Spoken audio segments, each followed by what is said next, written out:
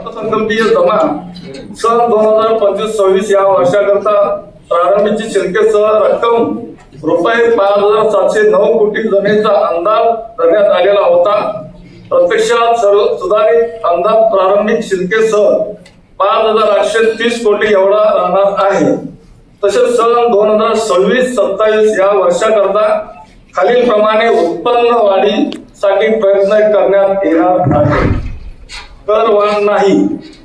ज्या पद्धतीनं या शहरामध्ये आदरणीय गणेशजी नाईक साहेबांनी या सर्वसामान्य जनतेला दिलेला शब्द कर वाढ होणार नाही, त्या धर्तीवरती गेली 25 वर्षाच्या कालावधीमध्ये नवी मुंबई महानगरपालिकेने नागरिकांवर कोणत्याही प्रकारची कर वाढ झालेली नाही व पुढील 20 वर्षातही कर वाढ करण्यात येणार नाही असे अभिवचन आदरणीय गणेशजी नाईक साहेबांनी दिलेले आहे। महत्वाचे म्हणजे कारभार न वाढवता, कर भार न वाढवता देखील शहराचा विकास झालेला नाही, उलट अधिक वेगाने या सक्षम पद्धतीने पुढे नेण्यात आलेला आहे।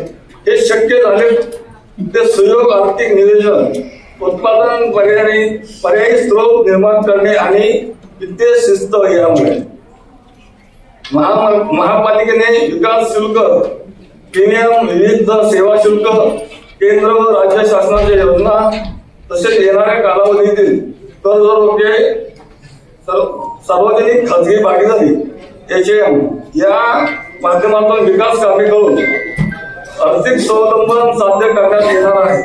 कर वाढ नाही। विकास मात्र दुपटीने आपल्या या शहराचा चाललेला आहे। या प्रकार काम करत असताना नागरिकांनी अधिक भोजन अर्थनिर्णय आणि विकासावरील भरत आहे।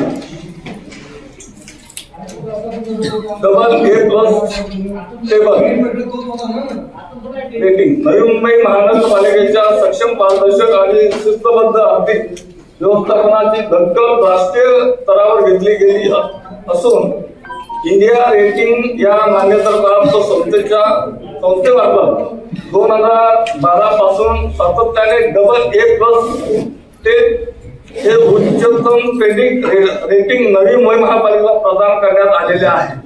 या ठिकाणी आपल्याला A+ डबल रेटिंग प्रदान करण्यात आलेली ही आपल्या सर्वांसाठी अत्यंत अभिमानाची बाब आहे।